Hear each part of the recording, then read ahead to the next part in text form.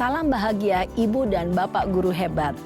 Dalam penerapan disiplin positif restitusi, salah satu program yang dikembangkan adalah 5 posisi kontrol. 5 posisi kontrol dalam restitusi adalah proses perjalanan seorang pendidik agar dapat mengenali dirinya. Pada video kali ini, kita akan membahas tentang 5 posisi kontrol yang dikembangkan oleh Diane Goossen dan contoh penerapannya.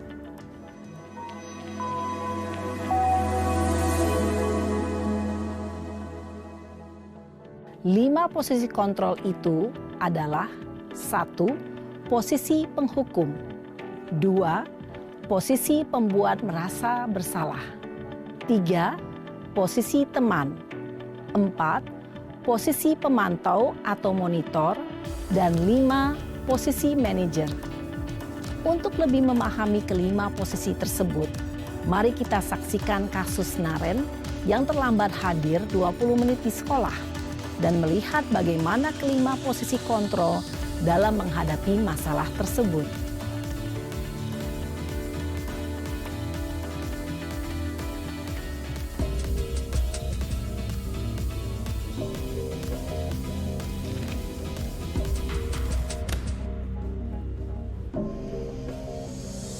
Naren! Sini kamu! Selamat pagi, Bu. Selalu terlambat. Kamu deh, pasti terlambat. Maaf, Bu. Saya... Apa? Apa coba? Alasan kamu apa lagi? Kapan sih kamu tidak terlambat? Malas sekali ya kamu jadi anak. Saya... Dasar pemalas. Gak kapok-kapok sih kamu. Sudah berapa kali terlambat? Sana, kamu keliling lapangan basket 2 kali. Kenapa saya harus keliling lapangan basket, Bu? Kenapa? Kamu mau lawan ibu? Berani-beraninya jawab. Sudah terlambat, masih berani jawab pula.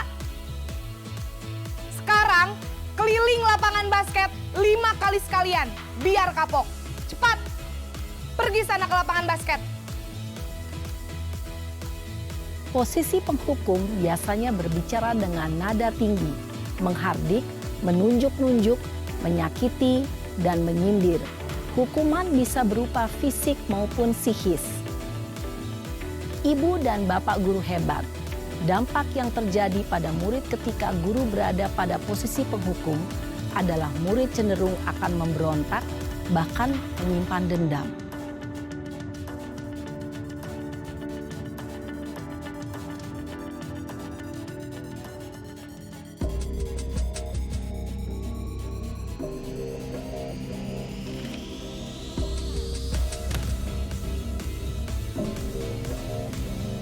Naren!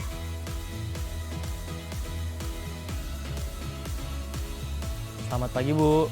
Naren. Kamu kenapa terlambat lagi, nak? Ya Tuhan, Naren. Kamu senang ya bikin ibu susah ya? Kalau kamu terlambat lagi, nanti ibu yang ditegur bapak kepala sekolah, nak. Disangka ibu tidak bisa membina kamu. Duh, gimana ini? Maaf, Bu. Duh, Gusti Naren. Kamu suka ya kalau ibu ditegur bapak kepala sekolah? Terus, sekarang ibu harus tulis apa ini di buku absen? Ini kamu sudah sering terlambat loh. Ibu harus apa coba? Maaf, Bu. Maaf sekali. Ya sudah, lain kali jangan bikin ibu susah lagi ya, nak ya. Ibu tidak akan kuat lagi kalau kamu begini terus. Bisa jantungan kalau ibu ditegur bapak kepala sekolah. Sana cepat ke kelas. Maaf ya, Bu. Maaf sekali. Posisi pembuat rasa bersalah berbicara dengan nada tenang, cenderung lembut. Namun kata-kata yang diutarakan membuat murid merasa menjadi orang yang gagal. Memandang buruk dirinya sendiri, merasa tidak berharga, dan tidak sanggup membahagiakan orang lain. Ketika guru mengambil posisi pembuat rasa bersalah, murid akan menganggap dirinya yang bersalah dan ia akan menyimpan emosi negatif tersebut di dalam dirinya.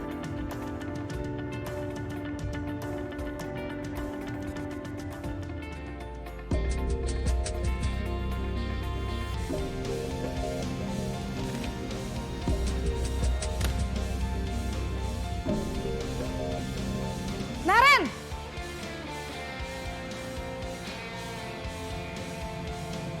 Selamat pagi, Bu. Wah, sudah jam berapa ini, Nak? Terlambat lagi ya, sayang. Iya, Bu.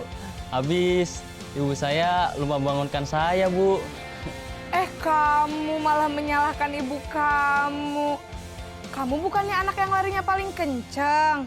Kok terlambat sih? Iya, Bu. Saya memang terlambat bangun tadi. Jadi, biarpun saya lari kencang, tetap gak kekejar, Bu.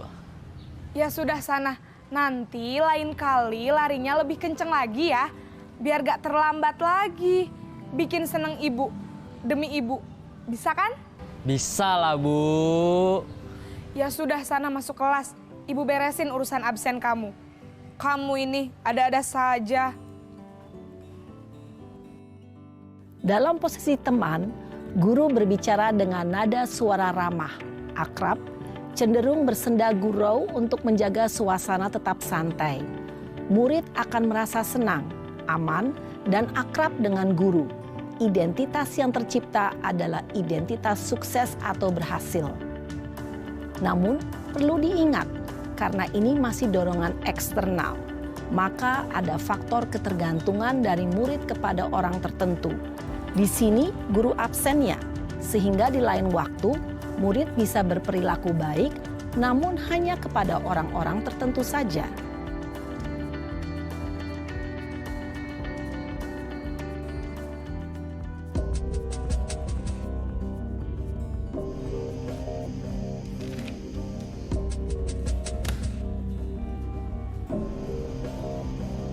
Naren!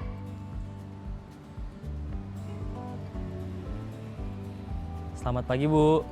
Naren, apa peraturan sekolah kita tentang jam berapa kita harus masuk sekolah, Nak? Kita harus di sekolah jam 7, Bu. Iya betul, sekarang sudah jam 7.20. Naren sudah tahu konsekuensinya jika terlambat hadir. Paham, Bu. Saya harus tinggal kelas pas jam istirahat selama 20 menit. Iya benar, konsekuensinya demikian. Jadi nanti jam 9.30 pas istirahat, kamu harus tinggal di kelas, kerjakan tugas tambahan untuk ketertinggalan kamu, ya? Baik, Bu. Posisi pemantau mengandalkan penghitungan atau data untuk mengontrol murid. Guru mengarahkan murid berdasarkan peraturan dan konsekuensi. Seorang pemantau menunjukkan bahasa tubuh dan ekspresi wajah yang datar dan cenderung formal.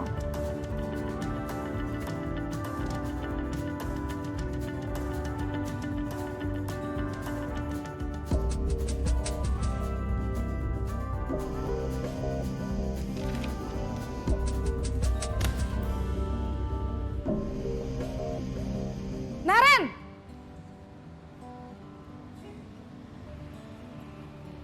Selamat pagi, Bu. Selamat pagi, Naren.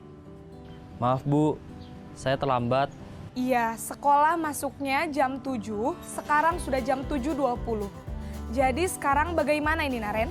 Maaf, Bu. Saya lupa setel alarm saya semalam. Baiklah, menurut kamu, keyakinan sekolah yang mana yang perlu kamu tingkatkan? Menghargai diri sendiri dan orang lain mungkin ya, Bu. Setuju. Jadi, apakah Naren meyakini prinsip saling menghormati tersebut? Iya, Bu. Saya meyakininya. Apakah Naren bersedia memperbaiki masalah keterlambatan ini? Bersedia, Bu. Bagaimana kamu akan perbaiki masalah keterlambatan ini?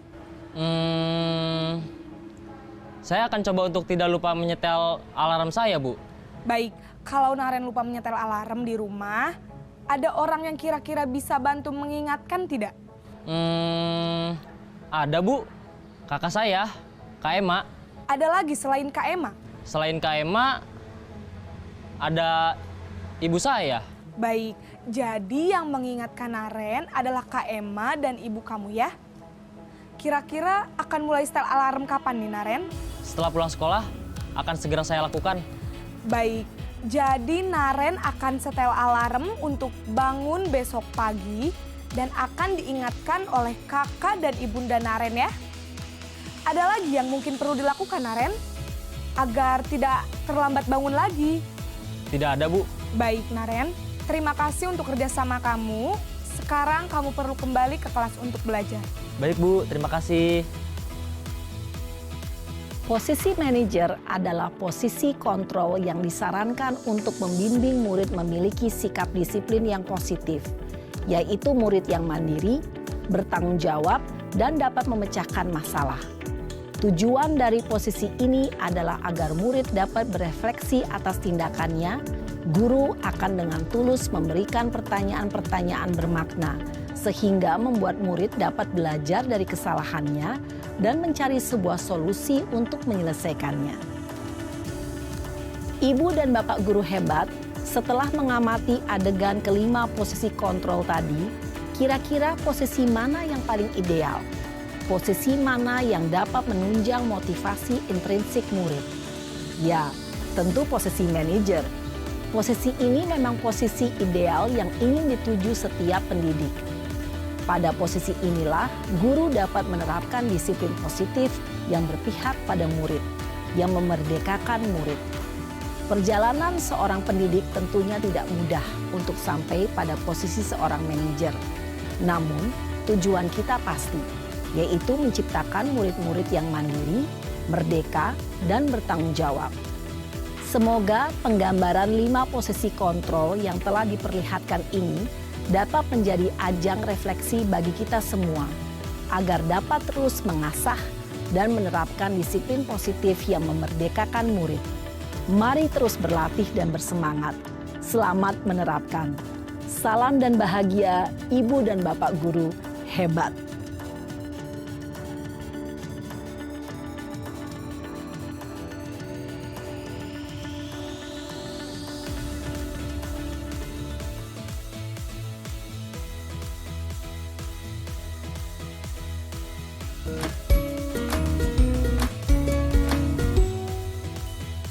Salam bahagia Ibu dan Bapak guru hebat. Dalam penerapan disiplin positif restitusi, salah satu program yang dikembangkan adalah 5 posisi kontrol. 5 posisi kontrol dalam restitusi adalah proses perjalanan seorang pendidik agar dapat mengenali dirinya. Pada video kali ini, kita akan membahas tentang 5 posisi kontrol yang dikembangkan oleh Diane Gosson dan contoh penerapannya.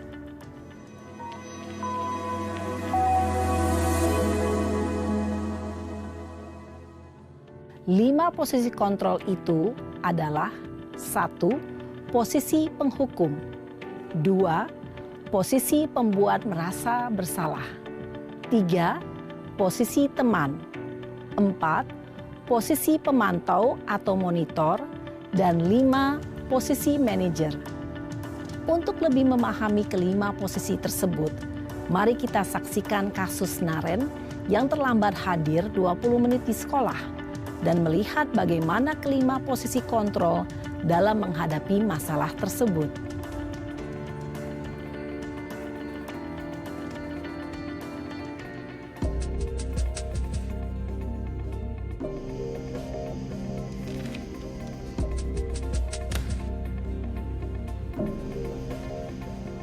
Naren! Sini kamu! Selamat pagi, Bu. Selalu terlambat. Kamu deh, pasti terlambat. Maaf, Bu. Saya... Apa? Apa coba?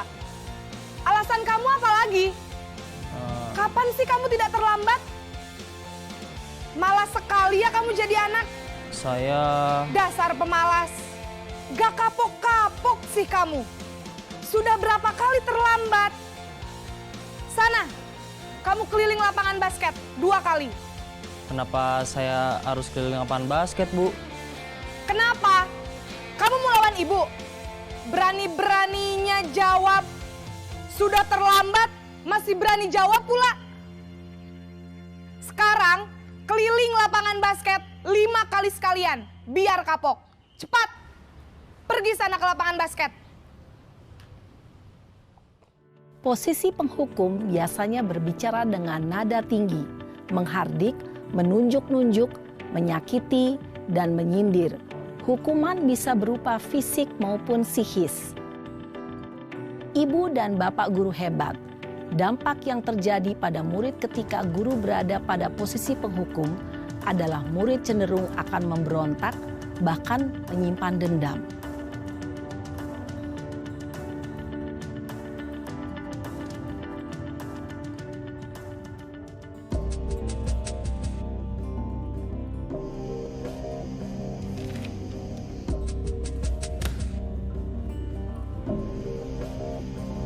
Naren!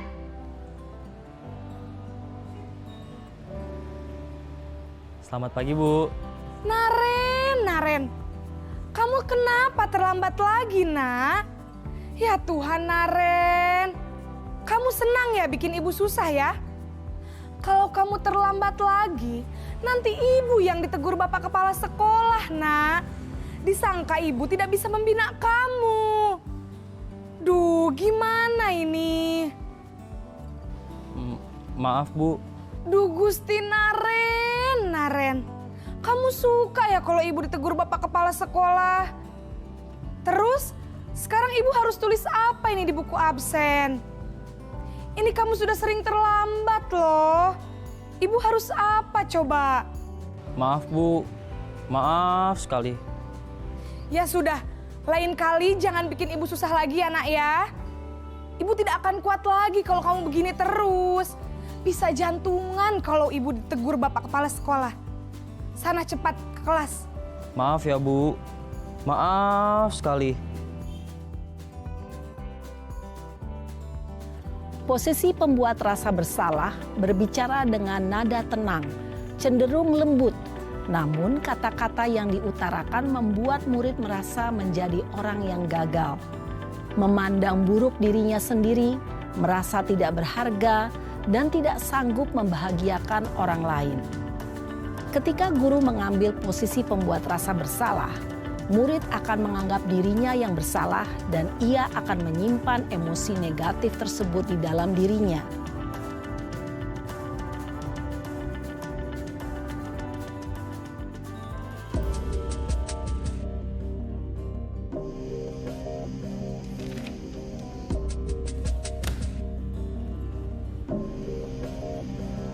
Naren!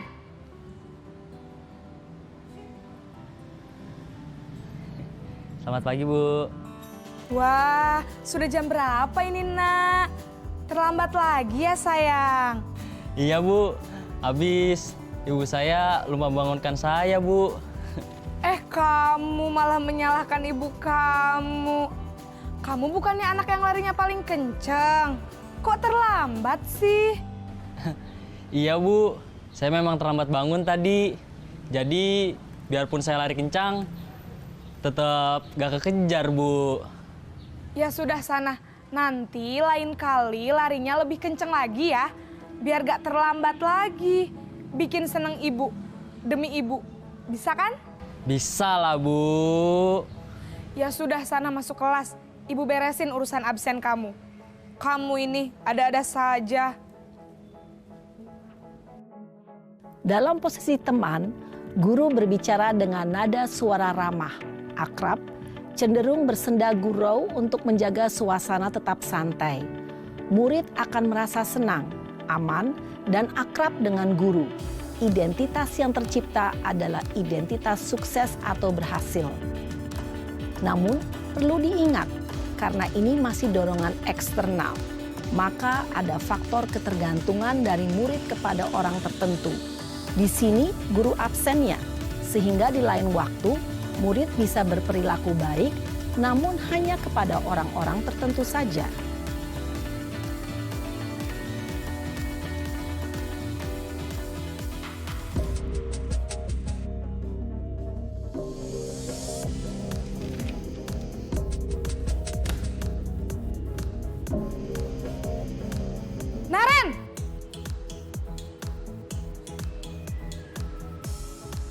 Selamat pagi, Bu. Naren, apa peraturan sekolah kita tentang jam berapa kita harus masuk sekolah, nak? Kita harus di sekolah jam 7, Bu. Iya, betul. Sekarang sudah jam 7.20. Naren sudah tahu konsekuensinya jika terlambat hadir. Paham, Bu. Saya harus tinggal kelas pas jam istirahat selama 20 menit. Iya, benar. Konsekuensinya demikian. Jadi nanti jam 9.30 pas istirahat, kamu harus tinggal di kelas, kerjakan tugas tambahan untuk ketertinggalan kamu, ya? Baik, Bu. Posisi pemantau mengandalkan penghitungan atau data untuk mengontrol murid. Guru mengarahkan murid berdasarkan peraturan dan konsekuensi. Seorang pemantau menunjukkan bahasa tubuh dan ekspresi wajah yang datar dan cenderung formal.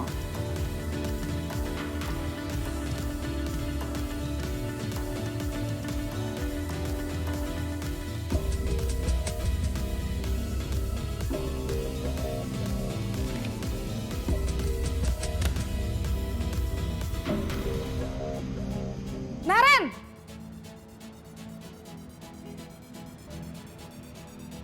Selamat pagi, Bu.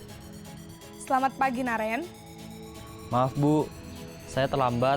Iya, sekolah masuknya jam 7, sekarang sudah jam 7.20. Jadi sekarang bagaimana ini, Naren? Maaf, Bu. Saya lupa setel alarm saya semalam. Baiklah, menurut kamu, keyakinan sekolah yang mana yang perlu kamu tingkatkan? Menghargai diri sendiri dan orang lain mungkin ya, Bu. Setuju. Jadi, apakah Naren meyakini prinsip saling menghormati tersebut? Iya, Bu. Saya meyakininya. Apakah Naren bersedia memperbaiki masalah keterlambatan ini? Bersedia, Bu. Bagaimana kamu akan perbaiki masalah keterlambatan ini? Saya akan coba untuk tidak lupa menyetel alarm saya, Bu. Baik, kalau Naren lupa menyetel alarm di rumah, ada orang yang kira-kira bisa bantu mengingatkan tidak? Ada, Bu. Kakak saya, Kak Ema. Ada lagi selain Kak Ema? Selain Kak Ema, ada ibu saya.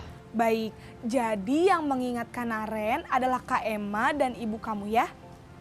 Kira-kira akan mulai setel alarm kapan nih, Naren? Setelah pulang sekolah, akan segera saya lakukan. Baik, jadi Naren akan setel alarm untuk bangun besok pagi dan akan diingatkan oleh kakak dan ibunda Naren ya. Ada lagi yang mungkin perlu dilakukan, Naren, agar tidak terlambat bangun lagi. Tidak ada, Bu. Baik, Naren. Terima kasih untuk kerjasama kamu. Sekarang kamu perlu kembali ke kelas untuk belajar. Baik, Bu. Terima kasih. Posisi manajer adalah posisi kontrol yang disarankan untuk membimbing murid memiliki sikap disiplin yang positif, yaitu murid yang mandiri, bertanggung jawab, dan dapat memecahkan masalah. Tujuan dari posisi ini adalah agar murid dapat berefleksi atas tindakannya. Guru akan dengan tulus memberikan pertanyaan-pertanyaan bermakna, sehingga membuat murid dapat belajar dari kesalahannya dan mencari sebuah solusi untuk menyelesaikannya. Ibu dan bapak guru hebat, setelah mengamati adegan kelima posisi kontrol tadi, kira-kira posisi mana yang paling ideal? Posisi mana yang dapat menunjang motivasi intrinsik murid? Ya, tentu posisi manajer. Posisi ini memang posisi ideal yang ingin dituju setiap pendidik. Pada posisi inilah, guru dapat menerapkan disiplin positif yang berpihak pada murid, yang memerdekakan murid. Perjalanan seorang pendidik tentunya tidak mudah untuk sampai pada posisi seorang manajer. Namun, tujuan kita pasti, yaitu menciptakan murid-murid yang mandiri, merdeka, dan bertanggung jawab. Semoga penggambaran 5 posisi kontrol yang telah diperlihatkan ini dapat menjadi ajang refleksi bagi kita semua, agar dapat terus mengasah dan menerapkan disiplin positif yang memerdekakan murid. Mari terus berlatih dan bersemangat. Selamat menerapkan. Salam dan bahagia, Ibu dan Bapak Guru hebat.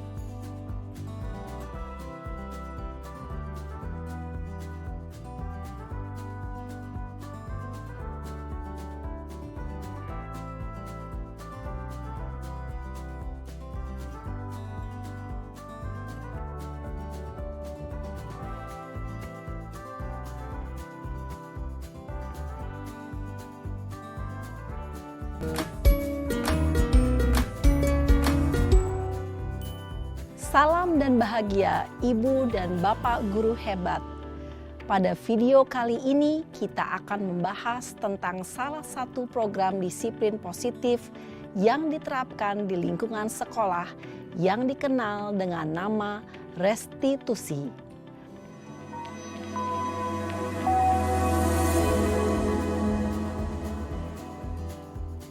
Restitusi dikembangkan oleh pakar pendidikan Diane Gosson, berlandaskan pada teori kontrol Dr. William Glasser.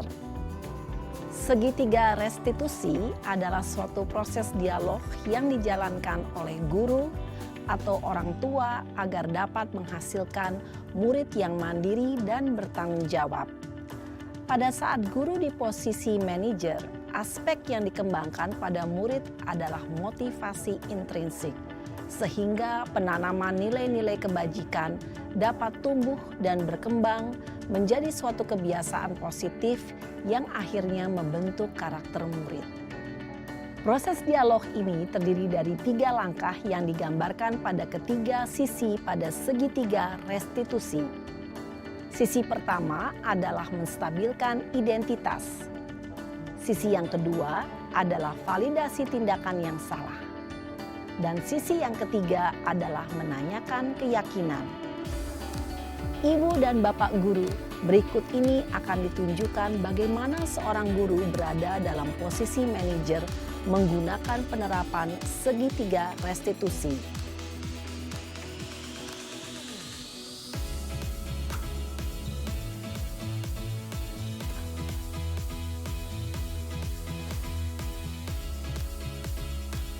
Siang Sarah. Siang, Pak. Sudah lama nggak ketemu Sarah. Kenapa hari ini ada di sini? Kesel, Pak. Kesel banget. Masa aku dikatain tukang fitnah, Pak? Ya aku marah lah. Aku balik ngatain Eka di depan kelas. Kesel banget. Oh begitu. Ya pasti kamu marah dan kesal. Bapak juga akan marah apabila ada yang menuduh Bapak seperti itu. Kemudian pada saat itu kamu mau melakukan apa? Ya saya langsung ngatain Eka lah, Pak. Kesel banget. Saya bentak-bentak dia depan teman-teman lain. Oh begitu. Pasti kamu melakukan seperti itu karena suatu alasan tertentu, bukan? Iyalah, masa saya diam saja, Pak? Ya saya bela diri lah. Masa saya dituduh tukang fitnah? Ya wajarlah. Mempertahankan harga diri itu sesuatu yang penting buat kamu. Untung kamu tidak bertindak lebih gegabah lagi. Hanya membentak-bentak. Iya, Pak. Untung saya masih bersabar dan hanya membentak saja. Sudah gemes padahal. Saya pasti bela diri lah. Ya pasti ya. Tapi kamu memilih untuk tetap bertahan dan bersabar. Kamu memilih untuk tidak berbuat lebih parah lagi, bukan? Iya. Nah, sekarang coba kita lihat lagi. Tindakan kamu yang bentak-bentak Eka di kelas. Tindakan kamu itu kira-kira sesuai dengan keyakinan kelas atau prinsip kamu tidak? Enggak lah, Pak. Capek, Pak, jadi pemarah. Jadi keyakinan atau prinsip mana yang kurang sesuai dengan keinginan kamu? Ya, saya sebenarnya sangat menghargai orang lain. Mungkin saat itu saya menjadi emosi, jadi tidak menunjukkan sikap itu. Kamu meyakini tidak?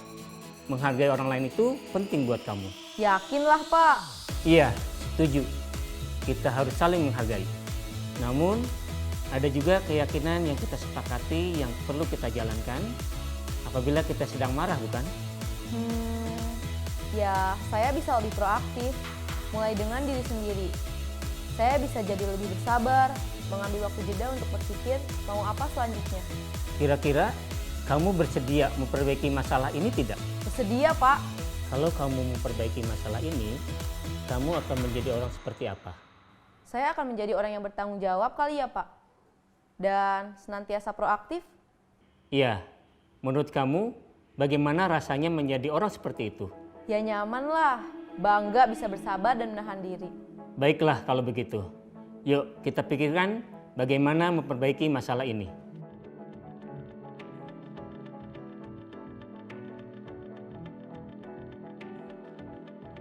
Ibu dan Bapak guru hebat, Baru saja kita menyaksikan contoh bagaimana seorang guru berada dalam posisi manajer menggunakan penerapan segitiga restitusi. Mari kita bahas satu persatu.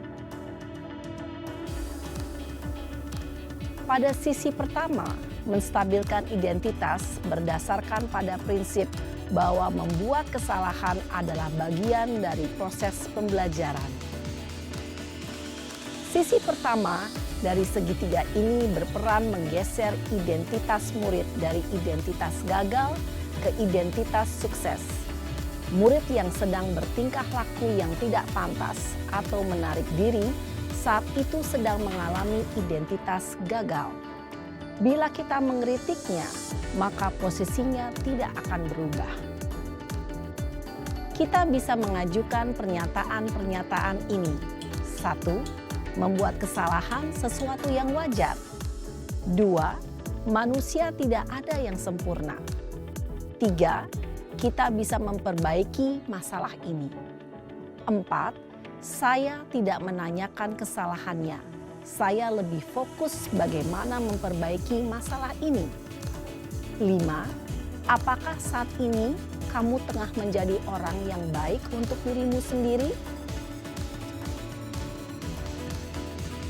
Pada sisi kedua, validasi tindakan yang salah berlandaskan pada prinsip bahwa setiap perilaku berupaya memenuhi suatu kebutuhan tertentu. Guru yang telah memahami teori kontrol akan bergeser dari pemikiran stimulus respon menjadi proaktif dan mencoba untuk mengenali tujuan dari perilaku murid. Mengenali dan mengakui kebutuhan murid ini dapat memperbaiki hubungan dengan murid tersebut. Pernyataan atau pertanyaan bisa disampaikan dengan nada suara tidak menghakimi atau memojokkan, sehingga dapat mengembalikan murid pada posisi positif. 1. Kamu bisa saja bertindak lebih gegabah lagi dari ini. 2. Kamu bukan melakukannya tanpa suatu alasan tertentu. 3. Kamu melakukannya karena mempertahankan sesuatu yang penting bagimu. 4. Mungkin kamu bisa mempelajari suatu perilaku baru yang lebih efektif. Bersediakah kamu mempelajarinya? Selanjutnya, kita akan simak sisi terakhir, yaitu menanyakan keyakinan. Teori kontrol menyatakan bahwa pada dasarnya kita termotivasi secara intrinsik. Pada saat perilaku yang salah telah divalidasi dan identitas sukses telah stabil, maka murid telah siap mengaitkan keyakinan-keyakinannya dengan tindakannya yang salah dan pemikirannya telah bergeser ingin menjadi orang yang dituju. Pertanyaan-pertanyaan ini dapat mengaitkan keyakinan-keyakinan yang dianut murid. 1. Sebagai keluarga atau kelas, apa yang kita yakini? 2. Nilai-nilai apa yang telah kita sepakati? 3. Seperti apa gambaran sebuah kelas yang ideal bagi kamu? 4. Kamu ingin menjadi orang seperti apa?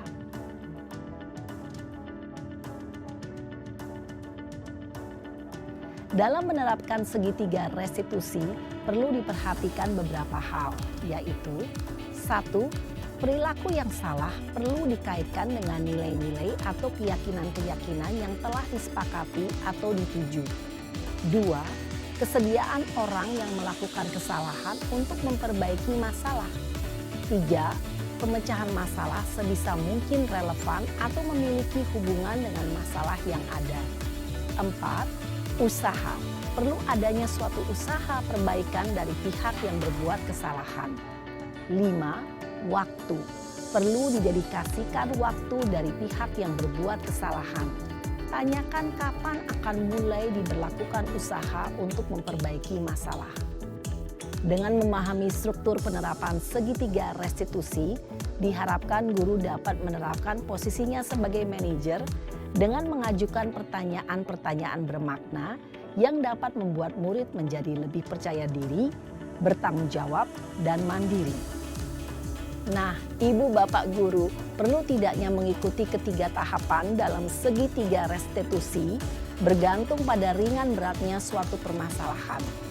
Misalnya, bila permasalahan tersebut ringan, maka tidak perlu dijalankan secara berurutan. Bahkan bisa semudah menanyakan apa keyakinan yang kita sepakati. Dengan menjalankan segitiga restitusi, dengan mengajukan pertanyaan-pertanyaan bermakna, diharapkan murid menjadi lebih kuat secara pribadi, dapat membuka wawasan murid agar dapat menyelesaikan permasalahannya sendiri, semakin percaya diri, mandiri, dan merdeka. Salam dan bahagia, Ibu Bapak Guru hebat.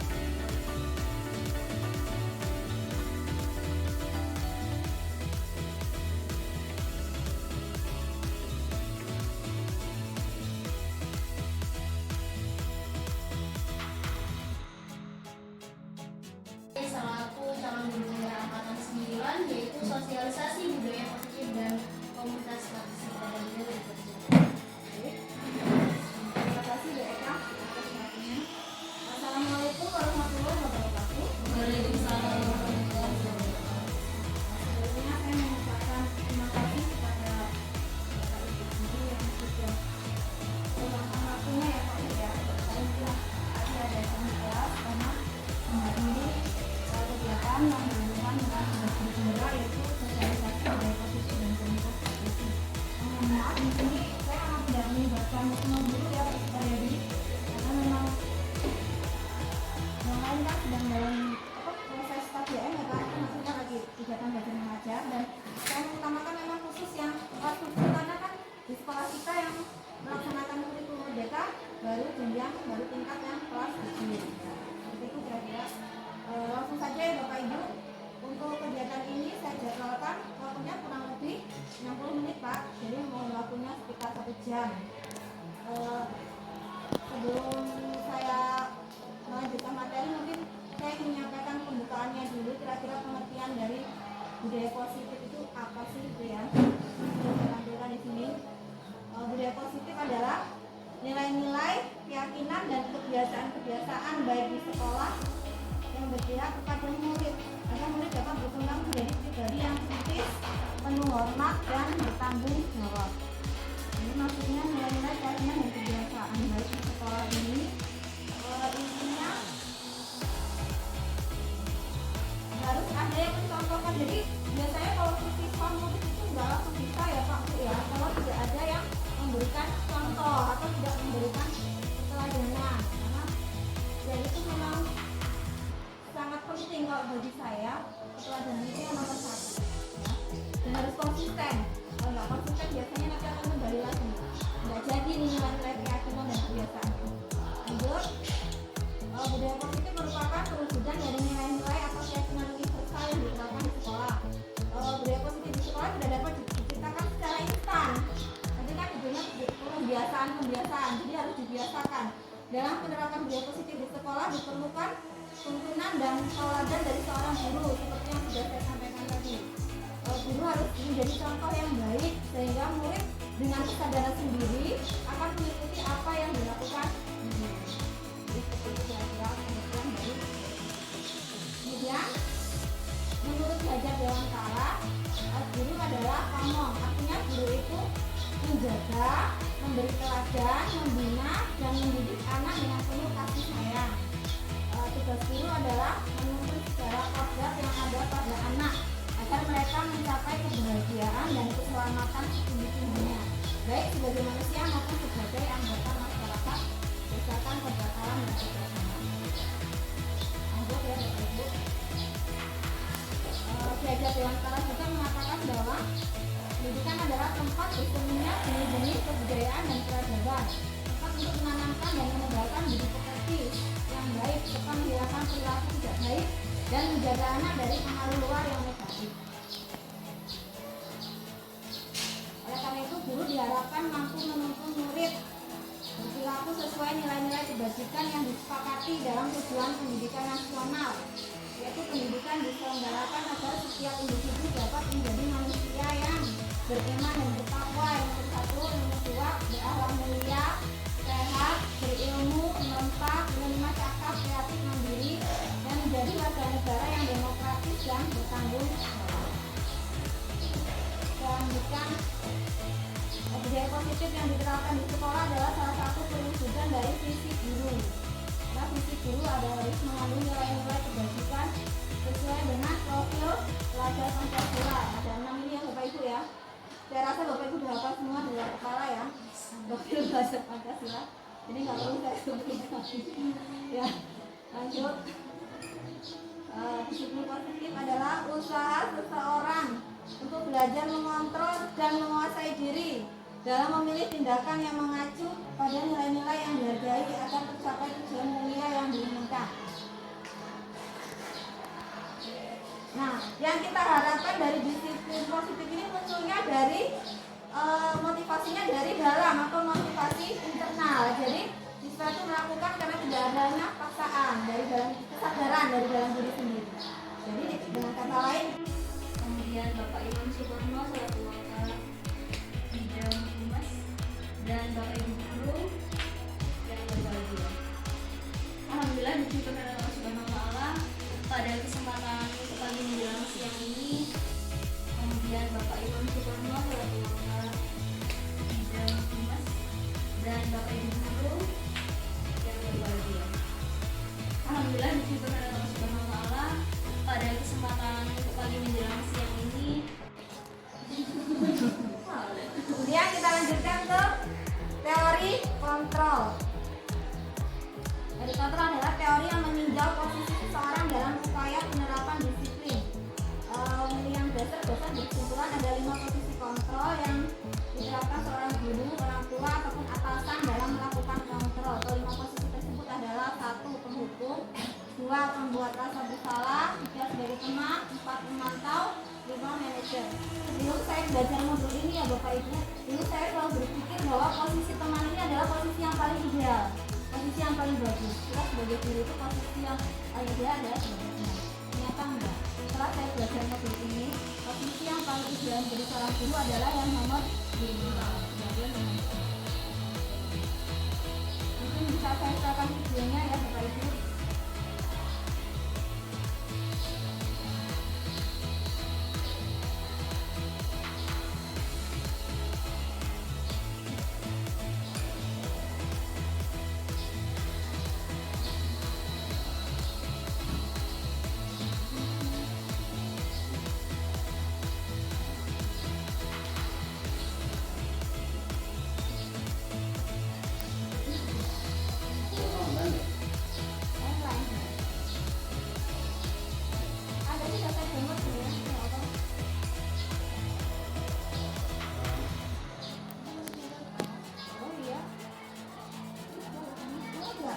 Program yang dikembangkan adalah 5 posisi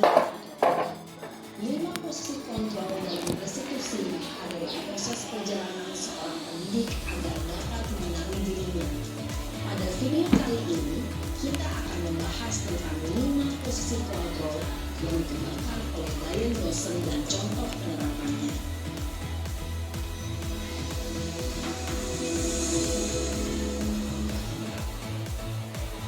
5 posisi kontrol itu adalah 1. Posisi penghukum, 2.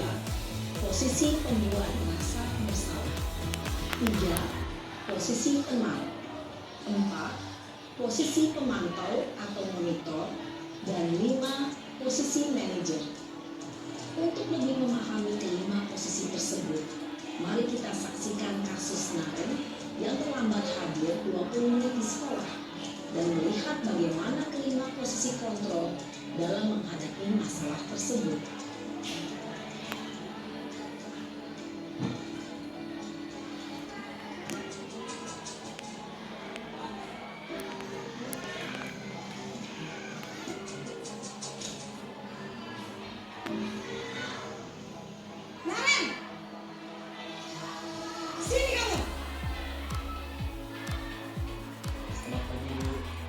Selalu terlambat. Kamu deh, pasti terlambat.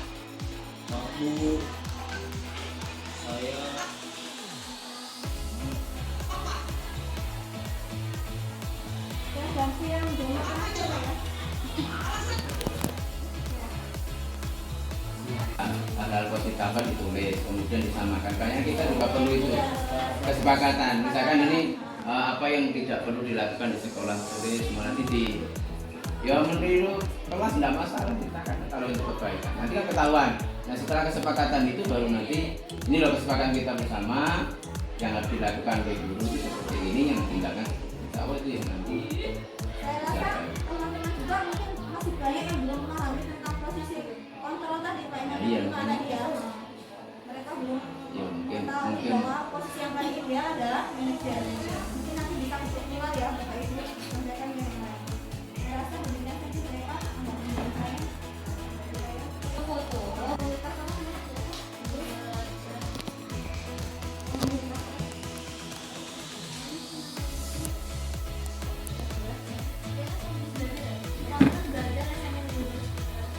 Komunitas belajar SMPN 2 diatur. Jadi ini fungsinya adalah sebagai komunitas praktisi itu dibentuk karena adanya kegelisahan yang sama antara guru-guru yang mempunyai pemikiran atau ide-ide yang sama atau sepaham gitu. Kurang lebih seperti itu ya. Jadi di sini adalah wadah untuk saling berbagi, untuk berkomunikasi tentang hal-hal yang berkaitan dengan sekolah. Misalkan mau berbagi tentang pembelajaran yang boleh, berbagi tentang apa sih ya? Berbagi uang. Nggak masuk ya. Yang jelas berbagi hal yang berhubungan dengan sekolah dan pembelajaran seperti itu. Jadi di sini saya tidak akan panjang lebar, langsung saja ke praktik baik. Saya setelkan video saja ya, karena saya sudah membuat video berbagi praktik baik. Nah,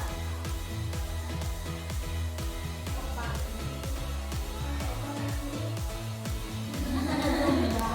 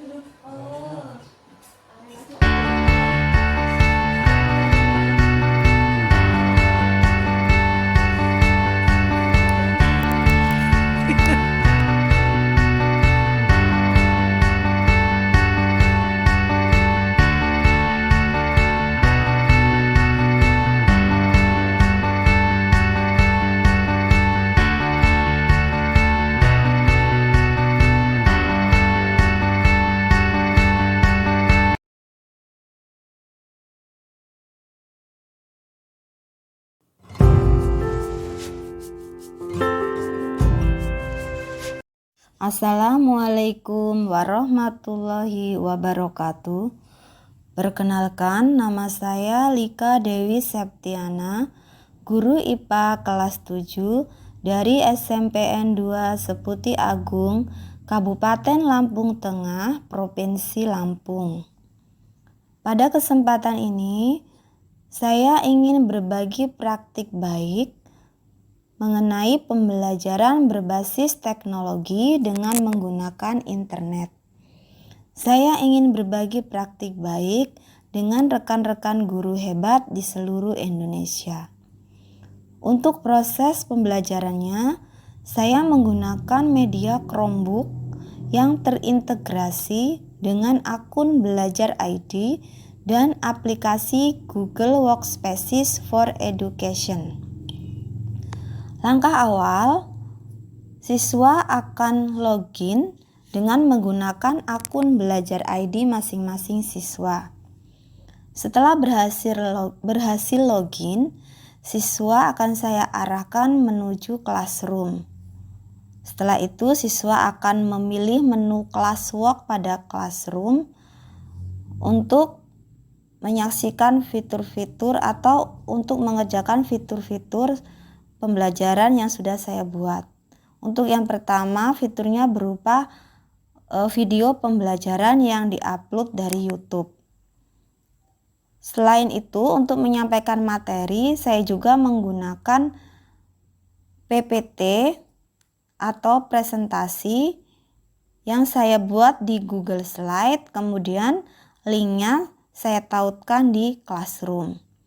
Siswa dapat menuliskan hal-hal penting yang berkaitan dengan materi pembelajaran kali ini, yaitu bab 1 mengenai pengukuran. Setelah kegiatan ini, kegiatan selanjutnya, siswa akan mengerjakan soal-soal latihan atau tugas, di mana soal latihannya saya buat di Google Formulir, kemudian linknya saya tautkan di Classroom. Di sini juga akan ditampilkan hasil kerja siswa di Google Formulir. Untuk bab 2, materi perubahan wujud zat, tugas siswa saya buat dalam bentuk LKPD interaktif atau lembar kerja online. Saya menggunakan aplikasi Leap Worksheet yang linknya saya tautkan di Google Classroom. Jadi untuk mengerjakannya caranya masih sama, yaitu siswa login di Classroom, kemudian mengerjakan tugas Leap Worksheet secara berkelompok. Hasil tugas siswa yang berupa Leap Worksheet ini saya tampilkan di sini. Selain itu, saya juga menggunakan platform pembelajaran yang berupa kuis online, yaitu Quizizz dan Kahoot. Untuk Quizizz, langkah awal, siswa akan saya arahkan untuk login di Quizizz dengan memasukkan kode yang akan saya bagikan ke siswa melalui LCD proyektor. Kemudian, setelah login, siswa akan mengerjakan tugas Quizizz secara berkelompok. Untuk hasil tugas siswa ini saya tayangkan di melalui LCD proyektor sehingga seluruh siswa dapat melihat hasil Quizizz. Kemudian aplikasi kedua yang saya gunakan adalah Kahoot.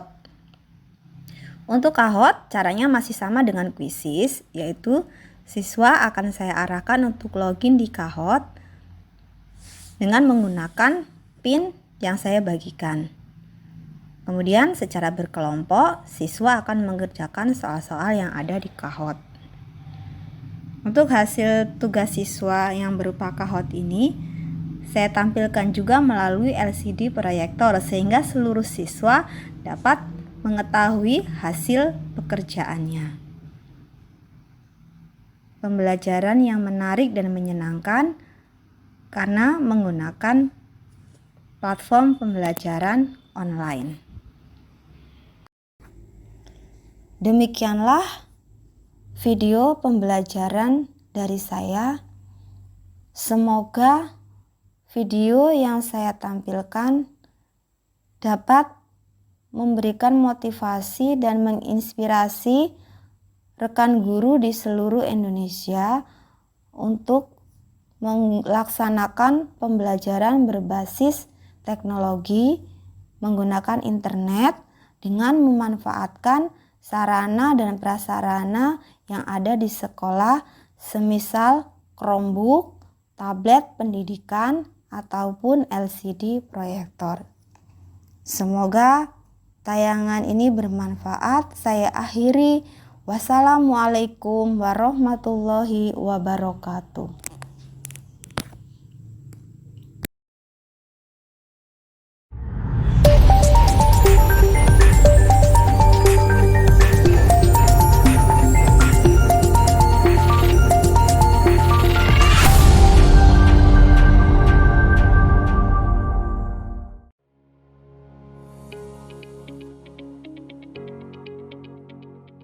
Assalamualaikum warahmatullahi wabarakatuh. Halo sahabat teknologi 2023, saya Lika Dewi Septiana dari Lampung. Saya akan menjelaskan best practice atau praktik baik yang sudah saya lakukan sebagai rangkaian dari kegiatan pembatik. Best praktik yang sudah saya lakukan ada dua, yaitu secara daring dan secara luring. Untuk kegiatan secara luring, saya berbagi praktik baik dengan guru hebat di TK Aba Tempuran 12B Lampung Tengah. Kegiatan best practice atau berbagi praktik baik, pemanfaatan kapasitas literasi digital, pemanfaatan IT di TK Aba Tempuran 12B Kabupaten Lampung Tengah dibuka oleh Ibu Sugianti SPD selaku pengawas TK Kabupaten Lampung Tengah. Materi best practice yang pertama adalah cara membuat portofolio digital bagi siswa-siswa di TK Aba Tempuran. Untuk materi best practice yang kedua yaitu cara membuat kelas di Google Classroom. Kemudian materi best practice yang ketiga adalah cara membuat lembar kerja interaktif atau LKPD interaktif untuk membuat asesmen siswa. Jadi mulai mengenalkan literasi digital pada siswa dimulai sejak jenjang TK atau PAUD. Demikianlah praktik baik atau best praktik yang sudah saya lakukan di jenjang TK Aba Tempuran 12B Lampung Tengah. Untuk kegiatan praktik baik secara daring dilakukan dengan webinar diseminasi praktik baik, inovasi pembelajaran berbasis teknologi dalam mendukung implementasi kurikulum Merdeka yang dilaksanakan pada hari Rabu tanggal 18 Oktober 2023 pukul 14.50 sampai dengan pukul 16.30 waktu Indonesia Barat. Dengan pembicara utama 1. Dr. Anda Suryatanti Supriyadi MSI selaku Kepala Balai Guru Penggerak Provinsi Lampung. Yang kedua, Partila Umar SPD MM dari Dinas Pendidikan Kabupaten Lampung Tengah. Dengan narasumber 1. Norma Siti Aisyah MPD, Sahabat Teknologi Kemdikbudristek Lampung 2023. Yang kedua, saya sendiri Lika Dewi Septiana dari Sahabat Teknologi Kemdikbudristek Lampung. Kemudian yang ketiga Bu Maria Dwi Retnosari MPD, Sahabat Teknologi Kemdikbudristek Lampung. Webinar dipandu oleh Bapak Muhammad Fahmi Hafiz SSI MTI selaku Google Certified Trainer. Demikianlah kegiatan best practice atau berbagi praktik baik yang sudah saya lakukan baik secara daring maupun luring. Semoga kegiatan yang sudah saya lakukan dapat bermanfaat untuk rekan-rekan guru hebat seluruh Indonesia. Terima kasih, saya akhiri. Wassalamualaikum warahmatullahi wabarakatuh.